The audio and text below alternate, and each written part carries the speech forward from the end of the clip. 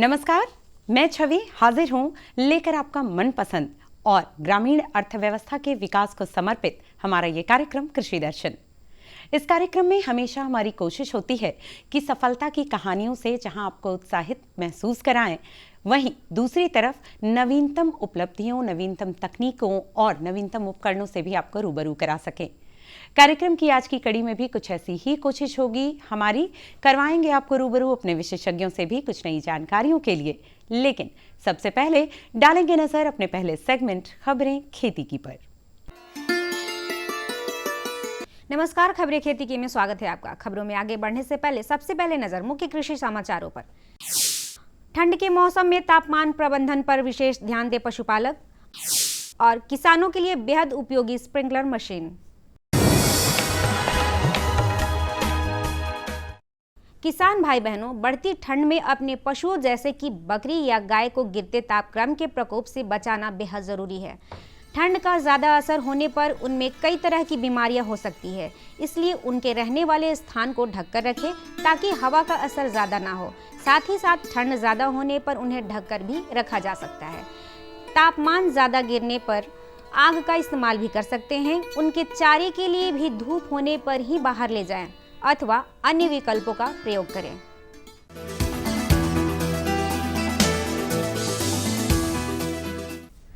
सब्जियों का उत्पादन किसानों के लिए हमेशा से फायदे का सौदा रहा है। यदि उसमें थोड़ी सी सावधानी बरती जाए और बाजार की उपलब्धता हो तो काफ़ी मुनाफा लिया जा सकता है। कद्दू की खेती भी ऐसी ही लाभदायक फसल है। इसमें लागत कम है और मुनाफा अधिक। आइए जानते हैं ऐसे ही कर्मठ किसान छोटू कुमार से, जो कि पट्टा जिला के निवासी हैं और कद्दू की खेती से लाभ अर्जन कर रहे हैं। हमने कद्दू का खेती किया है कि बोले है 20-25 हज़ार लागत लगा है। दोगुना मुनाफा होने का तगना संभव है। किसान भाई बहनों, गाजर का उत्पादन और उपभोग दोनों ही हमारे देश में बड़े पैमाने पर होता है। इसके बहुत सारे व्यंजन और सलाद हम प्रयोग करते हैं। ऐसे में इसके उन्नत प्रभेदों का प्रयोग करके आप बेहतर उत्पादन और लाभ सुनिश्चित कर सकते हैं। वर्तमान समय में मेघाली, पूसा केशर, हिसार गेरिक, हिसार रसीली, हिसार मधुर, पूसा रुधिर और पूसा अंसिता और पूसा जमदग्री आदि इसके कुछ प्रमुख प्रभेद हैं, जिनका चयन क्षेत्र के हिसाब से करके उत्पादन किया जा सकता है। गाजर सर्दियों में उगाई जाने वाली एक महत्वपूर्ण फसल है। इसकी खेती से इच्छित उत्पादन प्राप्त करने के लिए गाजर की उन्नत किस्मों का चयन करना आवश्यक है, जिससे किसान भाई बहन इसकी व्यावसायिक फसल से अधिकतम उपज प्राप्त कर सकें। गाजर का उपयोग सलाद, रस, हलवा तथा सब्जी बनाने के साथ साथ अचार, मुरब्बा, जैम, सूप, कैंडी आदि में भी किया जाता है। गाजर की उन्नत किस्म के साथ साथ उत्पादकों को इसकी सस्य क्रियाओं, सिंचाई प्रबंधन, पौध संरक्षण पर भी उचित समय पर ध्यान देना होगा।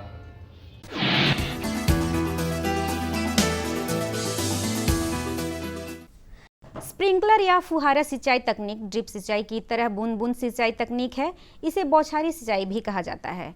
इसमें पानी पौधे के जड़ों में नहीं जाकर वर्षा के फुहारों की तरह गिरता है। यह सिंचाई करने का आधुनिक तरीका है। इसमें छिद्र वाली नालियों से जल का प्रवाह किया जाता है और फिर फुहारों की तरह पानी की बूंदें पौधों पर गिरती है। इससे पानी की बचत भी होती है और उत्पादन भी बेहतर होता है। अब जानते हैं क्या है आज का मंडी भाव। मंडी भाव के लिए आइए अब आपको लेकर चलते हैं अंटा घाट पटना सब्जी मंडी, जहां जानेंगे सब्जियों के ताज़ा भाव। बैगन 3000 रुपये प्रति क्विंटल, भिंडी 2500 रुपये प्रति क्विंटल, नेनुआ 2000 रुपये प्रति क्विंटल, परवल 3000 रुपये प्रति क्विंटल। अब समय हो चला है मौसम पूर्वानुमान का। मौसम विभाग से प्राप्त जानकारी के अनुसार कल राजधानी पटना का अधिकतम तापमान 32 डिग्री सेल्सियस एवं न्यूनतम तापमान 20 डिग्री सेल्सियस रहने की संभावना है। अरे भाई रामेश्वर, क्या बात है? बड़े परेशान दिख रहे हो। सोच रहा था कि अभी तो हाथ पांव चल रहे हैं तो खेती कर पा रहा हूँ, कल को जब इनमें ताकत नहीं रहेगी गुजारा कैसे होगा? पेंशन से। पेंशन? हाँ, और वो भी हम जैसे किसानों के लिए। अब हम जैसे छोटे किसान भी 60 साल के होने पर 3000 रुपए मासिक पेंशन पा सकते हैं। सच में? हाँ, चलो मैं तुम्हें दिखाता हूँ। 18 से 40 वर्ष की आयु के लघु और सीमांत किसान इस स्वैच्छिक और अंशदायी पेंशन योजना में 55 रुपए से 200 रुपए की मासिक किस्त देकर प्रवेश कर सकते हैं। भारत सरकार भी हर महीने किसान के बराबर किस्त का योगदान करेगी। कभी नहीं सोचा था कि हम जैसे किसानों की भी पेंशन का सपना कभी सच होगा। प्रधानमंत्री किसान मान धन योजना, अन्नदाता के परिश्रम को संबल, पेंशन से सुरक्षित उनका कर। नजदीकी जन सेवा केंद्र जाकर इस योजना से जुड़ें। खबरें खेती की में अभी आपने जाना मौसम के मिजाज के बारे में, लिया आपने जानकारी मंडी के भाव की, रूबरू हुए आप अपने ही एक सफल साथी के सफलता के राज से, और साथ ही साथ आपने जाना नवीनतम तकनीक और उपकरणों के बारे में भी। चलिए अब कार्यक्रम में बढ़ते हैं आगे, जहां बारी है नवीनतम जानकारियों की। कैसे मशरूम उत्पादन एक नए व्यवसाय का जरिया बन सकता है, इस बारे में लेते हैं जानकारी अपने विशेषज्ञ से इस भेंटवार्ता के जरिए और जानते हैं मशरूम उत्पादन एक नए व्यवसाय के तौर पर। किसान बंधुओं नमस्कार। मशरूम अपनी पौष्टिकता के कारण आम लोगों के बीच में काफ़ी लोकप्रिय हो रहा है और यही वजह है कि इसकी बाज़ार में मांग भी बढ़ते जा रही है। इसका दूसरा पहलू ये है कि इसी के मद्देनज़र किसानों के लिए मशरूम उत्पादन एक छोटा व्यवसाय भी बन गया है। तो और रोज़ नए किसान इससे जुड़ रहे हैं मशरूम उत्पादन से। कई बार यह देखा गया है कि मशरूम उत्पादन से जो किसान जुड़ते हैं वो कुछ असफल भी हो जाते हैं। तो कहीं ना कहीं इसके पीछे कारण ये होता है कि आप उचित प्रशिक्षण लें। तो किसान बंधुओं, जब आप मशरूम का उत्पादन शुरू करने जा रहे हों या इससे जुड़ रहे हों तो किन चीज़ों का आपको ध्यान देना चाहिए, किन बातों पर आपको नज़र रखनी चाहिए, इसका जो कच्चा सामग्री है वो आप कहाँ से लें, इन तमाम सवालों के जवाब आज के कार्यक्रम में हम जानकारी लेने का प्रयास करेंगे। तो आज का जो हमारा विषय है वो है मशरूम उत्पादन एक लाभकारी व्यवसाय। इस विषय पर और अधिक जानकारी देने के लिए आज हमारे साथ हैं कृषि विज्ञान केंद्र कटिहार की वरीय वैज्ञानिक तथा प्रधान डॉक्टर कुमारी शारदा। मैम, बहुत बहुत स्वागत है आज के कार्यक्रम में। इस सवाल के साथ में कार्यक्रम की शुरुआत करता हूं कि चूँकि अभी सर्दी का मौसम आ रहा है तो इस समय जो हमारे मशरूम उत्पादक हैं उनको कौन से मशरूम उत्पादन करना चाहिए, साथ ही यह भी जानना चाहूँगा कि क्या इसके लिए प्रशिक्षण ज़रूरी है और वो कहाँ से प्राप्त करें इसका प्रशिक्षण। मशरूम उत्पादन किसानों के लिए बहुत ही लाभकारी व्यवसाय है, क्योंकि हमारे यहाँ भारत में कृषि अवशेष की उपलब्धता बहुत अधिक है। जैसे कि धान की कुट्टी है, धान का पुआल है, गेहूं का भूसा है, मक्का है, बाजरा है, इन सब चीज़ों की उपलब्धता बहुत ज़्यादा है। साथ ही श्रमिकों की भी उपलब्धता है और जो कच्चा माल इसके लिए आवश्यक है वो सारे हमारे यहाँ सस्ते दाम पर उपलब्ध हैं। तो मशरूम उत्पादन लाभकारी व्यवसाय हो सकता है। यूँ तो मशरूम जो व्यापार की तरह करेंगे उनके लिए सालों भर मशरूम उत्पादन करना ज़रूरी है, लेकिन अभी जो जाड़े का मौसम है उसमें बिना नियंत्रित वातावरण के भी लोग, अभी बटन मशरूम का समय है और उसके लिए नियंत्रित वातावरण की ज़रूरत होती है। लेकिन हमारे यहाँ अक्टूबर से लेकर के फरवरी मार्च तक बटन मशरूम की खेती भी बिना नियंत्रित वातावरण के की जा सकती है। जो हमारे यहाँ उपलब्ध वातावरण है उसमें उसकी खेती होती है और उसके लिए वो अक्टूबर से ही या सितंबर के अंत से ही उसकी तैयारी शुरू कर देते हैं, क्योंकि बटन मशरूम की खेती के लिए उनको कंपोस्ट बनाने की ज़रूरत पड़ती है और कंपोस्ट बनाने में अगर छोटी विधि से बनाते हैं या कंट्रोल्ड कंडीशन में बनाते हैं तो उनको 15-16 दिन का समय लगता है और बिना किसी आवश्यक व्यवस्था किए हुए अगर करते हैं, जो सामान्य किसान हैं वो भी कर सकते हैं, तो उनके लिए 28 दिन कंपोस्ट बनाने में लग जाता है और फिर उसके बाद उसकी बिजाई करते हैं, जिसको स्पॉनिंग कहते हैं। स्पॉनिंग करने के बाद उनको 15 दिन करीब सफ़ेद होने में, माइसेलियम फैलने में लग जाता है। उसके अलावा उसमें केसिंग करना पड़ता है और केसिंग करने के बाद 1 महीने के बाद उनकी पहली फसल आ जाती है और इस तरह वो 2 महीने तक इसकी खेती कर सकते हैं, 2 महीने तक इसकी फसल ले सकते हैं और 1 से 2 फसल वो अक्टूबर से लेकर के फरवरी तक आसानी से ले सकते हैं बिना किसी विशेष व्यवस्था किए हुए। तो ये तो हुई बटन मशरूम की बात। इसके अलावा जो प्लूरोटस मशरूम या एस्टर मशरूम जिसको कहते हैं, उसकी खेती वो सालों भर कर सकते हैं और उससे मुनाफा कमा सकते हैं। उसके लिए ज़्यादा प्रशिक्षण की ज़रूरत नहीं पड़ेगी, जबकि बटन मशरूम की खेती के लिए कम से कम उनको 7 दिन का प्रशिक्षण लेना ज़रूरी है, क्योंकि हर स्टेप पे ये मशरूम एक फफूंद है और इसको जो है कॉम्पिटिटर मोल्ड जिसको कहते हैं, दूसरे जो अवांछित जो फफूंद है वो पनप जाते हैं। कुछ बीमारियां, कुछ कीड़े भी लग सकते हैं, तो उसके लिए उनको प्रशिक्षण की आवश्यकता होती है। मैम, आप ही की बात को आगे बढ़ाता हूं, और जैसा आप बोल रही हैं कि प्रशिक्षण ज़रूरी है, तो चूंकि आप कृषि विज्ञान केंद्र से भी हैं, तो जो किसान हमारे आपको देख रहे हैं उनके मन में ये सवाल ज़रूर आ रहा होगा कि वो कृषि विज्ञान केंद्र क्या इस प्रशिक्षण देता है और कब इसके लिए वो जाके उनसे संपर्क करें। और साथ में एक और सवाल ये है कि जब वो उत्पादन से जुड़ रहे हैं तो सामान्यतः उनको किन चीज़ों पर ध्यान ज़रूर देनी चाहिए ताकि किसी तरह का नुकसान ना हो। कृषि विज्ञान केंद्र में मशरूम का प्रशिक्षण लगातार चलता रहता है और ख़ास करके एस्टर मशरूम की खेती लोग ज़्यादा करते हैं गाँव में, जबकि जो वाणिज्यिक स्तर पे कर रहे हैं, जो आप बाज़ार में देखते होंगे बटन मशरूम ज़्यादा देखते होंगे, लेकिन अभी हम लोगों ने बात की कि उसके लिए ज़्यादा कौशल की ज़रूरत पड़ती है। और दूसरा जो एस्टर मशरूम या धान पुआल मशरूम या दूधिया मशरूम है, उसके लिए कम प्रशिक्षण की, कम तकनीक जानने की ज़रूरत होती है और महिलाएं और बच्चे भी इसको कर सकते हैं। एक चीज़ ध्यान देना इसके लिए ज़रूरी होता है कि हर दिन जहाँ हमारा जो क्रॉपिंग रूम है, जहाँ हम फसल लगाए हुए हैं, वहाँ हर दिन सुबह शाम उसका निरीक्षण ज़रूरी है। जैसे हम बच्चे की देखभाल करते हैं, उसी तरह मशरूम की भी देखभाल करनी ज़रूरी है। और जब एस्टर मशरूम की खेती करेंगे तो उनको ये जानकारी ज़रूरी है कि कौन सी स्पेसीज़ कब लगेगी। जैसे जनवरी से लेकर के मार्च तक जो लगाएंगे उसमें वो एस्टर और फ्लोरिडा 2 स्पेसीज़ लगाएंगे। उसके बाद मार्च में फिर से एस्टर और फ्लोरिडा लगा सकते हैं। अप्रैल से जून तक वो गुलाबी ढिंगरी या जामोर कहते हैं वो लगाएंगे और सजोर काजू लगाएंगे। फ्लेबिलेटस और सेपिडस जो स्पेसीज़ है उसकी खेती करेंगे। उसी तरह फिर सितंबर में उनकी एक बार और सजोर काजू की खेती कर सकते हैं और सितंबर से फिर दूसरा जो है फ्लोरिडा और एस्टर की खेती फिर शुरू हो जाती है और उस समय वो काबुल ढिंगरी या इरिंजाई जिसको कहते हैं उसकी भी खेती कर सकते हैं। तो इस तरह पूरे साल वो अलग अलग स्पेसीज़ की एस्टर मशरूम की खेती करके मुनाफा कमा सकते हैं। उसके लिए उनको बहुत न तो तकनीक की ज़रूरत है, न ही बहुत ज़्यादा सामग्री की ज़रूरत है और बहुत कम खर्च में वो अच्छी आय प्राप्त कर सकते हैं। जहाँ तक दूधिया मशरूम की बात है, वो अप्रैल से लेकर के अक्टूबर तक दूधिया मशरूम की भी खेती करके और मुनाफा कमा सकते हैं। तो अलग अलग समय में अलग अलग प्रजाति को अपना करके सालों भर किसान अपने घर बैठे इसे रोज़गार का साधन बना सकते हैं।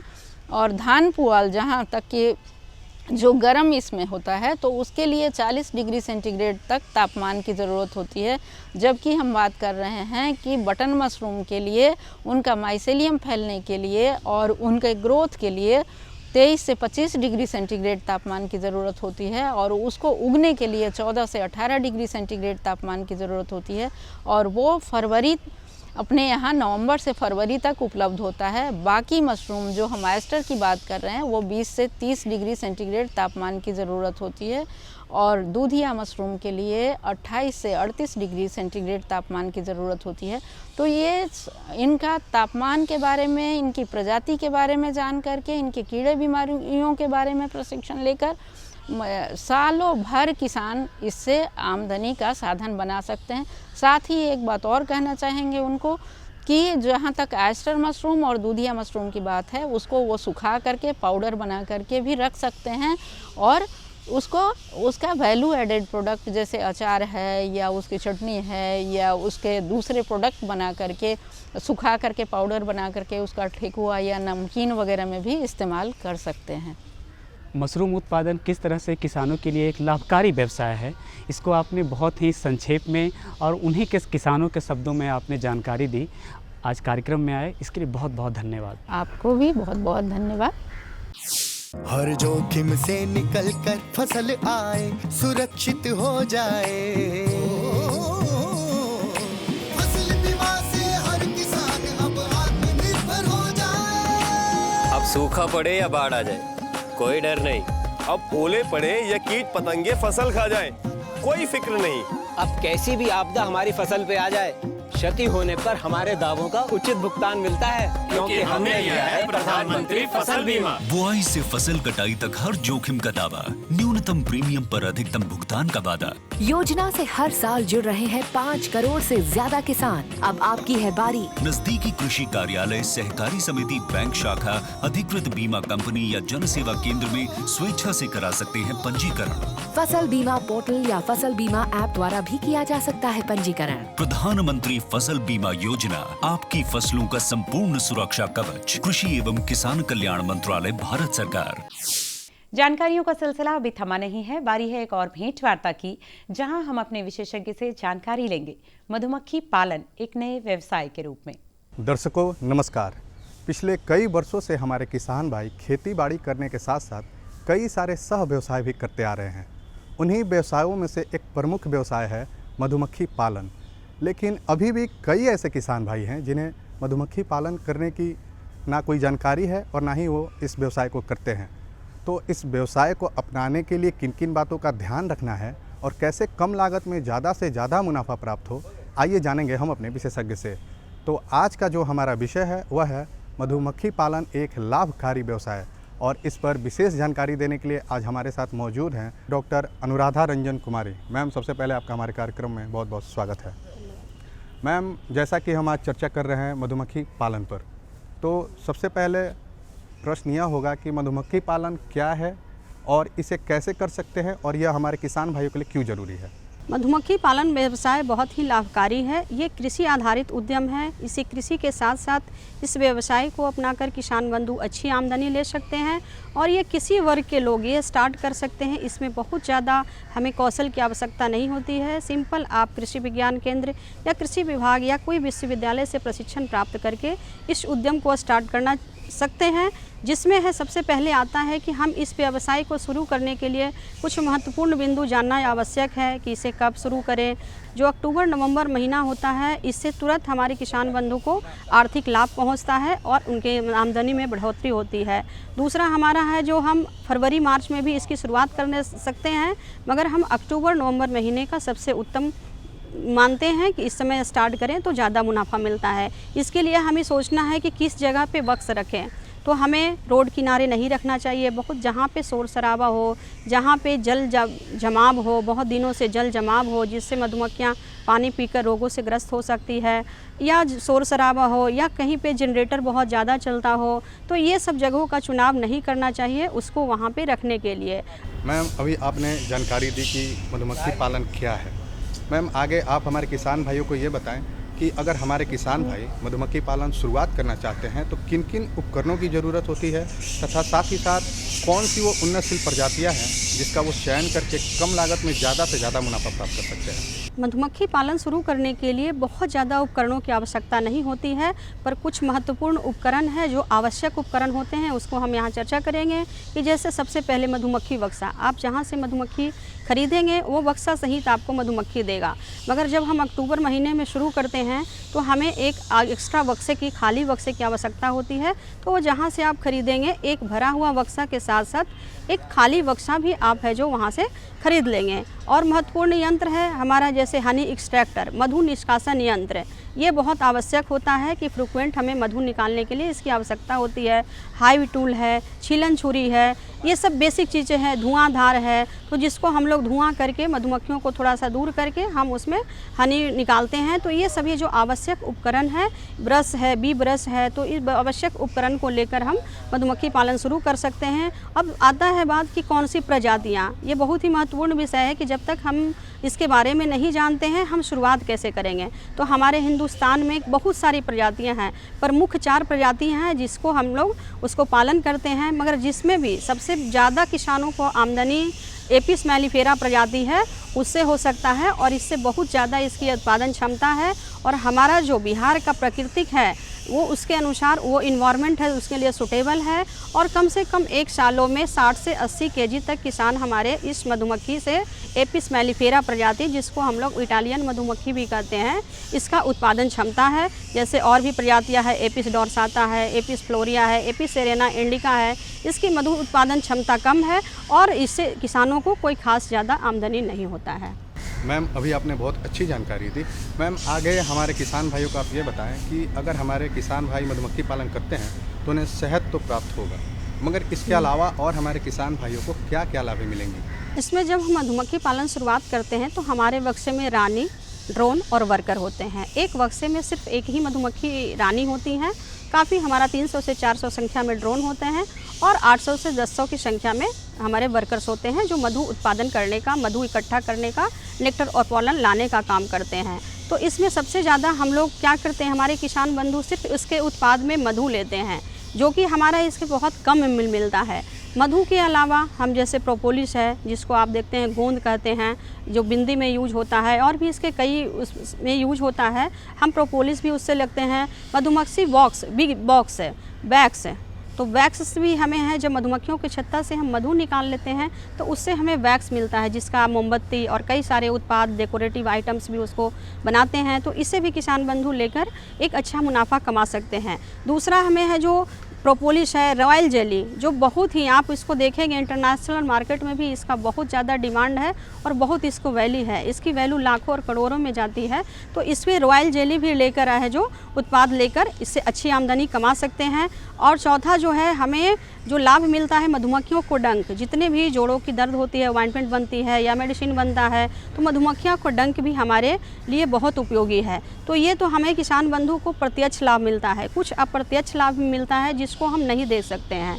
ये ऐसा व्यवसाय है कि अगर एक किसान बंधु पालन करते हैं तो 3 किलोमीटर की त्रिज्या में जिसके भी खेत आते हैं, चाहे वो किसी का भी हो, वो उनको भी अप्रत्यक्ष रूप से फ़ायदा मिलता है। तो अप्रत्यक्ष रूप से फ़ायदा कैसे मिलता है, चाहे वो किसी भी फसलों लगाए हुए हैं जो क्रॉस पॉलिनेटेड क्रॉप हो, खासकर सूरजमुखी हो, सरसों हो या अरहर हो या सब्जियों की खेती हो या मटर की खेती हो, जितने तरह के जिसमें है पराग की मात्रा ज़्यादा होती है, उस तरह की खेती में जिसमें परागन की क्रिया से उसका उत्पादन बढ़ता है, जिससे है किसान बंधु को अप्रत्यक्ष रूप से लाभ प्राप्त होता है। तो इसलिए हम लोग कहते हैं कि मधुमक्खी पालन आप करें और आपके पड़ोसी और आपके जितने भी 3 किलोमीटर की त्रिज्या में आएंगे लोग, वो उनको फ़ायदा मिलेगा। तो इससे प्रत्यक्ष और अप्रत्यक्ष दोनों रूप से फ़ायदा मिलता है। और इसके लिए हम बता दें कि अगर मधुमक्खियाँ इतनी ज़्यादा में हमारे देश में होनी चाहिए, धीरे धीरे रासायनिक उर्वरक को प्रयोग करते करते मधुमक्खियों की संख्या है जो घटती जा रही है। तो इसे बढ़ाने की आवश्यकता है, क्योंकि ये हमें प्रत्यक्ष और अप्रत्यक्ष दोनों तरह से लाभ मिलता है। अगर जितने भी क्रॉस पॉलिनेटेड क्रॉप है, अगर उसमें मधुमक्खियाँ का परागन नहीं होगा तो वो उत्पादन नहीं होगा, फूल और उसके फल नहीं बनेंगे। तो इसको बढ़ावा देना अति आवश्यक है। कहते हैं अगर दुनिया में मधुमक्खियों को हटा दिया जाए, मधुमक्खियों के पालन को कम कर दिया जाए या ख़त्म हो जाए हमारे भारत से, तो 1/4 उत्पादन है जो हमारा स्वतः सिर्फ मधुमक्खी पालन नहीं करने से घट जाएगा। आप कश्मीर में भी देखे होंगे कि सेब में फल नहीं आए हैं, उसके फूल परागन की क्रिया, जो क्रॉस पॉलिनेटेड क्रॉप है, मधुमक्खियाँ पालन वहाँ बहुत ज़रूरी है और वो हमारे किसान के लिए बहुत ही लाभकारी व्यवसाय है। और इसे भूमिहीन भी लोग आसानी से कर सकते हैं। इसके लिए एडिशनल हमें खेतों की आवश्यकता नहीं होती है। और हर किसान भाई घर में ही रहकर या जिस समय हमारे यहाँ फूलों का अवेलेबिलिटी नहीं है, फूलों की उपलब्धता नहीं होती है, किसान दूसरों जगह पे इसको स्थानांतरित करके मधुमक्खी पालन को बढ़ावा दे सकते हैं और अच्छी आमदनी प्राप्त कर सकते हैं। मैम, आप हमारे कार्यक्रम में आई और हमारे किसान भाइयों को इतनी अच्छी एवं लाभकारी जानकारी दी, इसके लिए आपका बहुत बहुत धन्यवाद। बहुत बहुत धन्यवाद। इन वैकल्पिक व्यवसायों के उपयोग से जहां आप आमदनी के स्रोत बढ़ा सकते हैं, वहीं अपनी जीविका को और भी बेहतर बना सकते हैं। तो चलिए, कार्यक्रम अब समापन की ओर बढ़ चला है। रखिए अपना और अपनों का ख्याल और दीजिए तब तक के लिए इजाजत। नमस्कार।